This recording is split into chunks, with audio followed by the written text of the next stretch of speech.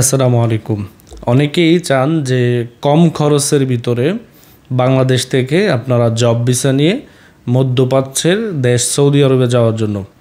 আসলে কম খরচ বলতে কত টাকা লাগে একজন মানুষ যদি বাংলাদেশ থেকে আপনার বিদেশে যায়, তার সর্বোচ্চ খরচ কত হতে পারে?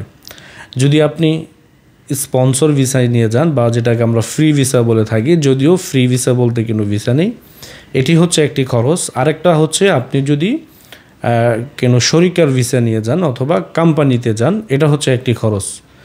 আবার আছে অনেকে আপনার মুআসসাসার ভিসা নিয়ে থাকেন এবং কি আপনার 1 বছরের ইকামা সহ নিয়ে থাকেন। এরকম আমরা ইতিমধ্যে 1 বছর এবং কি আপনার 1 বছরের ইকামা সহ শুধু কাজ ছাড়া, এটি হচ্ছে আপনার শুধু 1 বছরের কাগজপত্র আপনাকে করে দেওয়া হবে।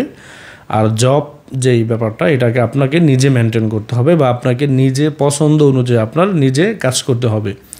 এটা হচ্ছে আপনার কম খরচের ভিতরে 1 বছরের ইকামা সহ আপনি চাইলে কিন্তু এই ভিসাটি আমাদের মাধ্যমে প্রসেস করাতে পারবেন। এখানে আপনি যাওয়ার পরে সর্বোচ্চ 1 সপ্তাহের ভিতরে আপনি 1 বছরের একটি ইকামা পাবেন এবং এই 1 বছরের ভিতরে আপনি সৌদি আরবের যেই কোনো শহর অথবা যেই কোনো অঞ্চলে আপনি কাজ করতে পারবেন নির্বিঘ্নে। কিন্তু 1 বছরের ভিতরে আপনাকে যেই কোনো জায়গায় কিন্তু কাফালা হতে হবে। তার মানে 1 বছর টোটালি আপনার এই খরচের ভিতরে আপনার ভিসা, তারপর টিকিট, ওখানে যাওয়ার পরে আপনার ইকামা, যাবতীয় খরচ কিন্তু আপনার এটার ভিতরে থাকবে।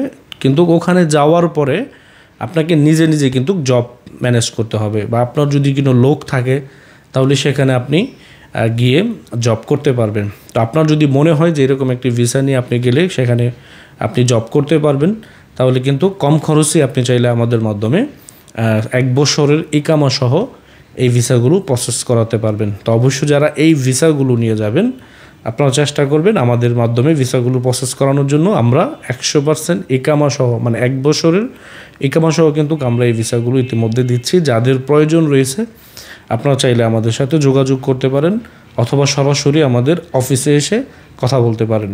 আজকের ভিডিও এই পর্যন্তই। ভালো থাকবেন, সুস্থ থাকবেন। আসসালামু আলাইকুম।